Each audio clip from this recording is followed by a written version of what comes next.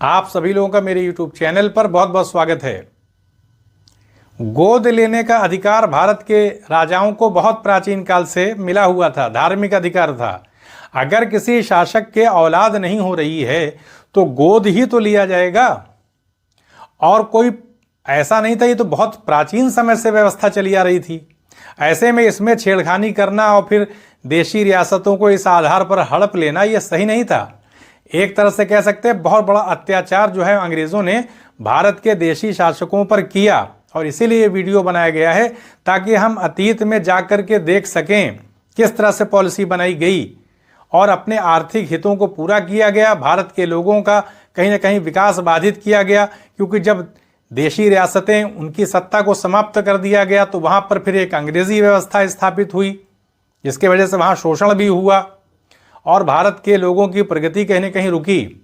ये जो बात कही जाती है कि अंग्रेज़ अगर भारत में नहीं आए होते तो भारत में वही सामंती व्यवस्था चल रही होती, ऐसी कोई बात नहीं। क्योंकि हम कोई भी बात कहते हैं तो हमारे पास प्रमाण होना चाहिए, तर्क होना चाहिए। समय किस रूप में बदलता है, किस रूप में वो करवट लेता, इसके बारे में कोई भविष्यवाणी करना ये उचित नहीं है। तो इसलिए हम इस पॉलिसी को देखेंगे और इसके माध्यम से समझने की कोशिश की जाएगी कि कौन कौन सी देशी रियासतें थीं जिन्हें अंग्रेज़ों ने हड़प लिया। तो मानी सी बात है, कहीं ना कहीं सामरिक दृष्टि से, राजनीतिक दृष्टि से, आर्थिक दृष्टि से उनका महत्व रहा होगा। तो आर्थिक संसाधनों का विस्तार करना और फिर उसका दोहन करना, यही नीति तो अंग्रेज़ों की थी, इसीलिए भारत में आए भी थे। तो इसी को एक तरह से कह सकते हैं आगे बढ़ाया गया। ये महाराष्ट्र का इलाका है, देखें तो यहाँ पर ये जो सतारा की रियासत है, तो इसको जो है वो ये सतारा की रियासत है, इसको हड़पा गया। इसी तरह से नागपुर का एरिया देखिए, यहाँ पर रियासत थी, इसको भी हड़प लिया गया। अब देखिए ये उड़ीसा है, यहाँ पर संभलपुर है, इसको हड़प लिया गया। अब हम देखते हैं कि सतारा को 1848 में सबसे पहले हड़पा गया, संबलपुर को 1849 में, जैतपुर को 1849 में, बघात को 1850 में, उदयपुर को 1852 में, नागपुर को 1853 में। ये सब देशी रियासतें हैं। झांसी को 1854 में, कुशासन के आधार पर कि आपके यहाँ व्यवस्था सही नहीं चल रही है, प्रशासन सही नहीं चल रहा है, इस आधार पर बरार को 1853 में, अवध को 1856 में। जो बरार का इलाका था, ये इलाका भी कपास के लिए बहुत प्रसिद्ध था और ये हैदराबाद के निज़ाम के अधीन था। तो एक शर्त के आधार पर कि यहाँ शांति नहीं है, सांप्रदायिक तनाव रहता है, तो ऐसे में ये इलाका हम ले रहे हैं शांति स्थापित करने के लिए। वादे के आधार पर बाद में दे दिया जाएगा, लेकिन वो फिर समय कभी नहीं आया और बरार जो है दिया नहीं गया। तो अब हम देखते हैं कि अंग्रेज़ों ने किस आधार पर कार्य किया। तो कहने का मतलब ये है कि ये जो पॉलिसी अपनाई गई थी, इसमें 3 चीज़ें शामिल की गई थीं। यानी जो देशी रियासतें थीं उनकी 3 श्रेणी, 3 कैटेगरी बनाई गई थी। एक वो कैटेगरी थी जिसके तहत वो देशी रियासतें थीं जिनके निर्माण में अंग्रेज़ों का प्रत्यक्ष या अप्रत्यक्ष तौर से कह सकते हैं योगदान था। योगदान का मतलब ये है कि अंग्रेज़ों ने जिन रियासतों को स्थापित करने में अपनी बहुत बड़ी भूमिका निभाई, वो रियासतें अंग्रेज़ों के वजह से ही उनका अस्तित्व स्थापित किया। ऐसी देशी रियासतों को गोद लेने का कोई अधिकार नहीं था, समाप्त कर दिया गया। मानी सी बात है कि जब वो गोद नहीं ले पाएंगे वहाँ के शासक, तो वो इलाका अंग्रेज़ों के अधीन हो जाएगा। दूसरी कैटेगरी जो रखी गई, अधीन देशी रियासतें थीं, अधीन राज्य थे, जिनमें उन राज्यों में व्यवस्था अपनी स्थानीय ही चलती थी, प्रशासनिक व्यवस्था। अंग्रेज़ों का हस्तक्षेप बहुत कम रहता था, वो लोग टैक्स देते थे वहाँ के शासक। तो ऐसी रियासतों को गोद लेने की अनुमति थी, लेकिन गोद लेने से पहले अंग्रेज़ों की अनुमति लेने की एक शर्त लगा दी गई। अब सीधी सी बात है कि जब शासक के द्वारा प्रस्ताव भेजा जाएगा गोद लेने का और अनुमति नहीं दी गई तो इलाका हड़प लिया जाएगा। तो इस आधार पर बहुत सारी देशी रियासतें हड़प ली गईं।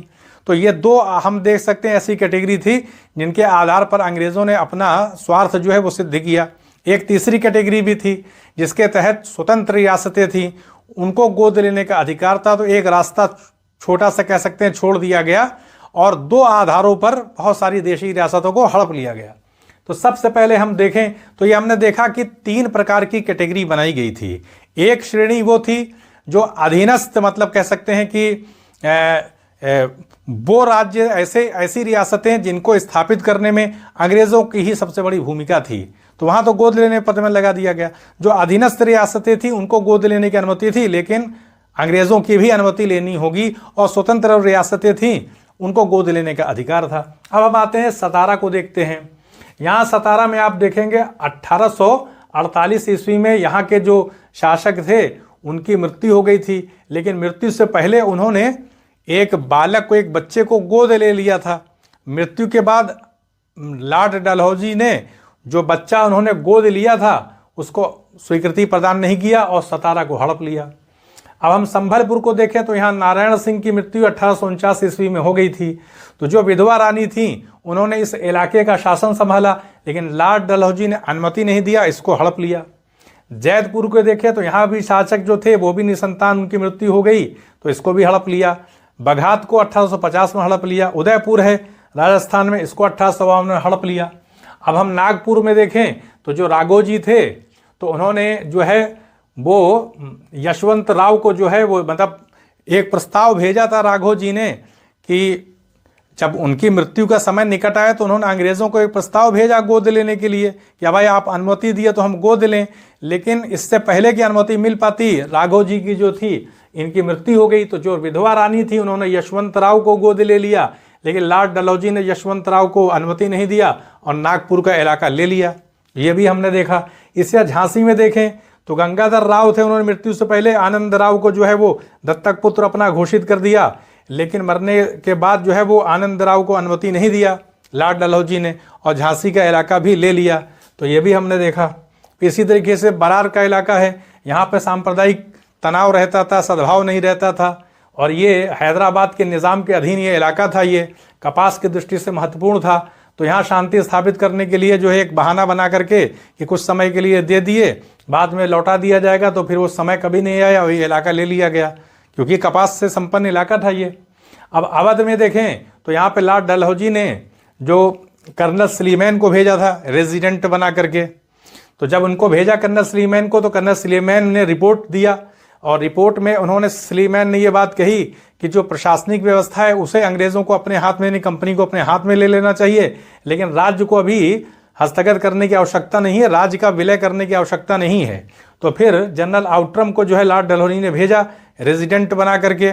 जब भेजा तो जनरल आउट्रम ने जो है वो दखल दिया और क्या वाजिद अली शाह के ऊपर मतलब तरह तरह के आरोप लगाए और संस्तुति कर दिया कि राज्य को हड़प लिया जाए, रियासत को हड़प लिया जाए। तो ऐसे में फरवरी 1856 ईस्वी में जनरल आउट्रम ने जो एक संधि पत्र रखा नवाब वाजिद अली शाह के सामने, इस पे आप हस्ताक्षर करिए विलय के लिए, लेकिन वाजिद अली शाह ने स्वीकृति नहीं दिया, हस्ताक्षर करने से मना कर दिया। तो बलपूर्वक जो है उनके राज्य को, उनकी रियासत को हड़प लिया गया। तो इस तरह से हमने देखा कि कुशासन के आधार पर बरार और अवध को जो है वो शामिल कर लिया गया और बहुत सारी रियासतें थी उनको भी शामिल किया गया। तो ये हमने देखा कि अंग्रेज़ों का जो उद्देश्य था वो भारत का आर्थिक दोहन करना था। जो रियासतें उनको लगता था कि यहाँ से ज़्यादा कच्चा माल मिल सकता है, प्राप्त हो सकता है, तो उसको प्राप्त करने के लिए उन्होंने एक कह सकते हैं गोद लेने का जो अधिकार परंपरागत रूप से प्राचीन काल से भारत के शासकों को मिला हुआ था, इसमें हस्तक्षेप करने का अंग्रेज़ों को कोई अधिकार नहीं था, लेकिन उसमें भी कहीं ना कहीं छेड़खानी की गई और इस तरह से बहुत सारी देशी रियासतों को हड़प लिया गया। और मानी सी बात है कि जब हड़पा जाता है तो फिर वहाँ पर अंग्रेज़ी व्यवस्था स्थापित होगी, बहुत सारे लोग बेरोजगार हो जाएंगे और इसी का परिणाम आप देखेंगे कि अवध के इलाके में बहुत बड़े स्तर पर लोग सैनिक निकाल दिए गए, बेरोजगारी हो गई और जिसका दुष्परिणाम जो है कह सकते हैं कि जो एक क्रोध होता है वो लोगों का गुस्सा जो है वो 1857 के स्वतंत्रता संग्राम में दिखाई पड़ता है। और जिस तरह से बहुत सारे शासकों में सहयोग रहा तो ये देख लिया गया था कि अभी अगर विद्रोह नहीं किया गया, आवाज़ नहीं उठाई गई तो और बहुत सारी जो देशी रियासतें उनको भी हड़प लिया जाएगा। तो 1857 का जो स्वतंत्रता संग्राम है कहीं ना कहीं लॉर्ड डलहौजी की नीतियों का ही परिणाम कहा जा सकता है कि उन्होंने जिस तरह से देशी रियासतों को मिलाया तो उसका ही दुष्परिणाम कहीं ना कहीं 1857 के स्वतंत्रता संग्राम में निकला। तो इतिहास को जानने की कोशिश करनी चाहिए, तभी हम अपने मतलब भविष्य को बेहतर बना सकते हैं।